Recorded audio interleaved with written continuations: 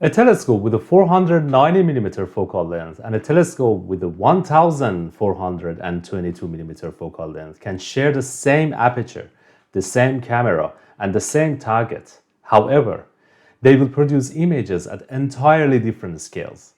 This episode explains why that scale difference arises and how it affects every quantitative decision in astrophotography.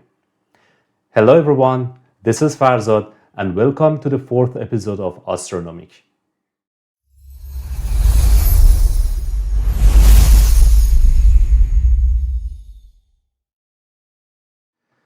In the third episode of Austronomic, we established that a converging optic brings a parallel beam to a specific location called the focal point. The focal length is the distance from the optic nodal point to the focal point.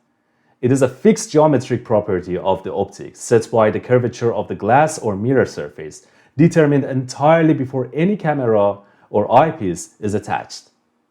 When the target is not a single star but an extended field containing two stars separated by a small angle, each star contributes its own parallel beam arriving at a slightly different angle to the optical axis.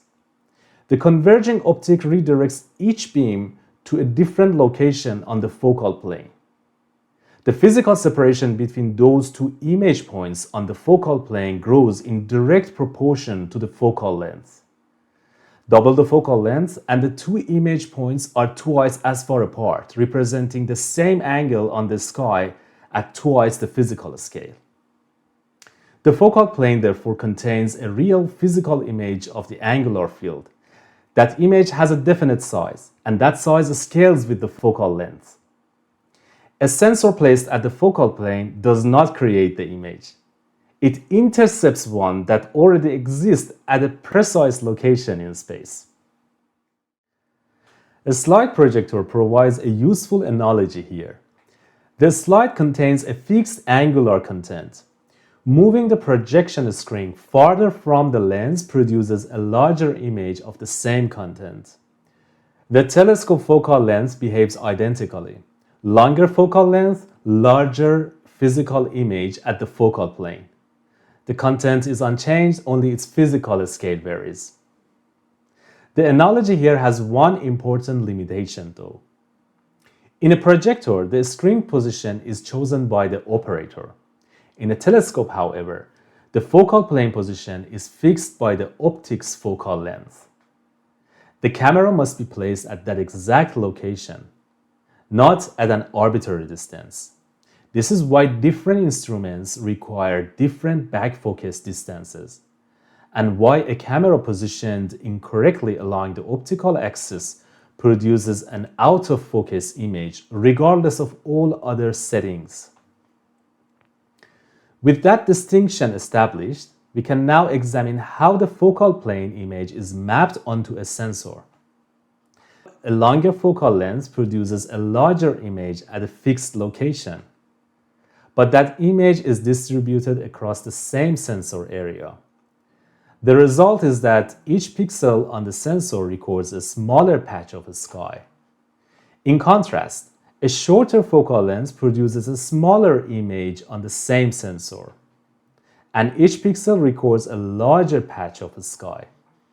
Therefore, the focal length controls the angular scale each pixel samples from the sky, and that quantity has a specific name: the plate scale.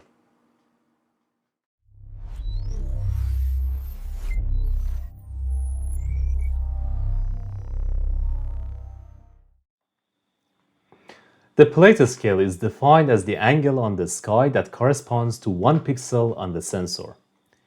Its unit is arcseconds per pixel. The derivation begins with a ray arriving at a small angle, theta, to the optical axis. In astrophotography, the field of view is usually small enough that tangent of theta is nearly equal to theta itself, as long as theta is written in radians. The ray we are talking about reaches the focal plane at a height h above the optical axis, where h equals focal length f multiplied by ray angle theta. Rearranging theta in radians equals h divided by f. Now we can use this insight to determine the angular patch of a sky recorded by a single pixel on the sensor. Substituting p in the equation for theta provides the angle that one pixel subtends on the sky in radians. This angle equals p divided by f, where both p and f are in the same unit, millimeters. Converting to arcseconds requires multiplying by 206,265 the number of arcseconds in 1 radian.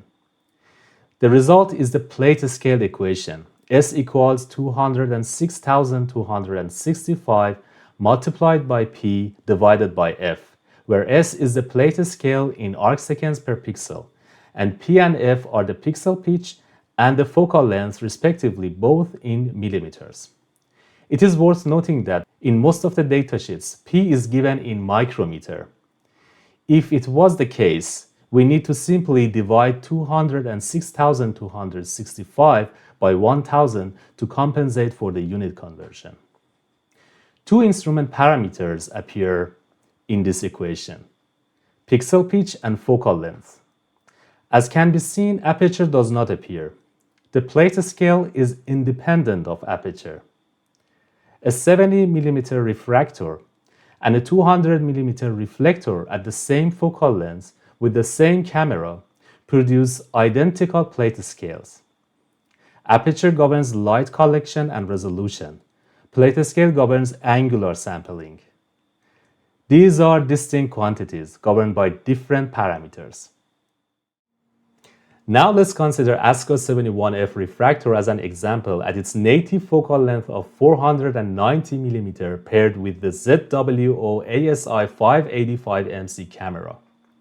The ASI585MC uses the Sony IMX585 sensor, which has a pixel pitch of 2.9 micrometers. Substituting into the plate scale equation, S equals 206.265 multiplied by 2.9 divided by 490. The number is 1.22 arcseconds per pixel. Each pixel in this configuration therefore records a 1.22 arcseconds patch of sky. For context, the median seeing in southern Victoria broadens a star image to roughly 2.5 arcseconds, full width at half maximum. At a plate scale of 1.22 arcseconds per pixel, the seeing disk covers about 2 pixels. Whether 2 pixels provides adequate, marginal, or insufficient sampling depends on the Nyquist criterion, which will be examined quantitatively in week 8 when sampling theory is introduced. Now it is clear that every other configuration of telescopes and cameras produces a different plate scale because it carries a different focal length, a different pixel pitch, or both. In the next part, we will see how those differences affect field of view and system-level trade-offs.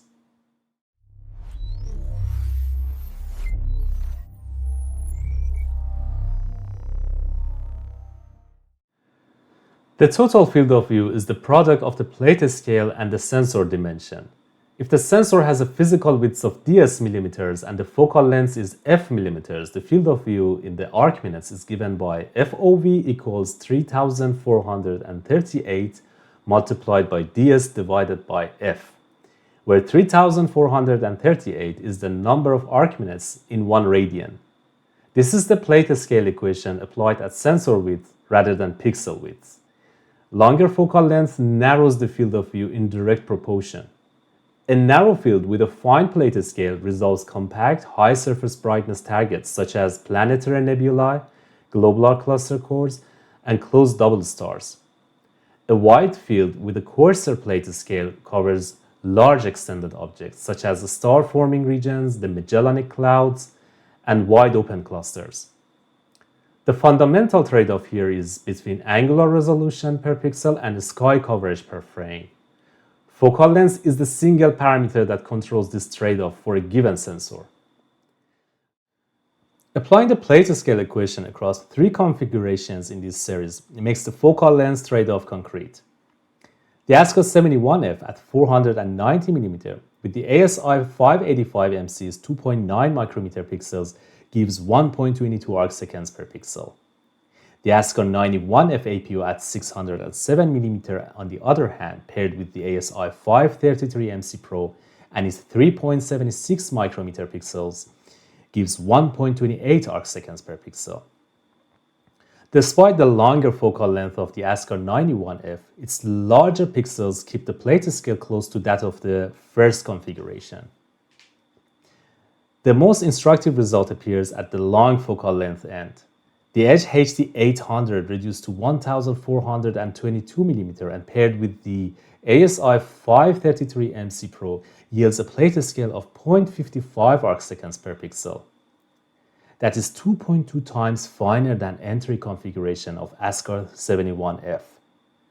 At Melbourne's median seeing of 2.5 arcseconds, the seeing disk spans 4.5 pixels for Edge HD 800. This is while it covers almost 2 pixels for ASCAR 71F. The fine sampling of the long focal length configuration only yields a practical advantage over the entry system when seeing conditions are above the median. On typical nights, both configurations are constrained by the atmosphere, not by the optical geometry. The complete rate study covering more configurations with full field of view calculations is in the EP4 journal available in our GitHub repository.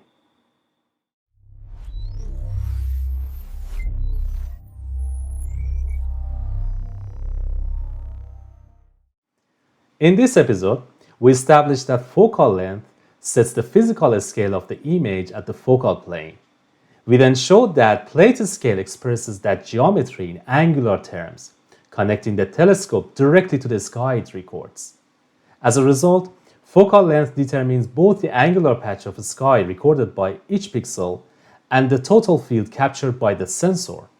It is therefore the parameter that governs the trade-off between image scale and sky coverage, and it enters every quantitative imaging decision that follows. More details are available in the EP4 journal in our GitHub repository for those interested. The next episode turns to focal ratio, the relationship between focal length and aperture, and the parameter that determines how efficiently an optical system accumulates signal during an exposure.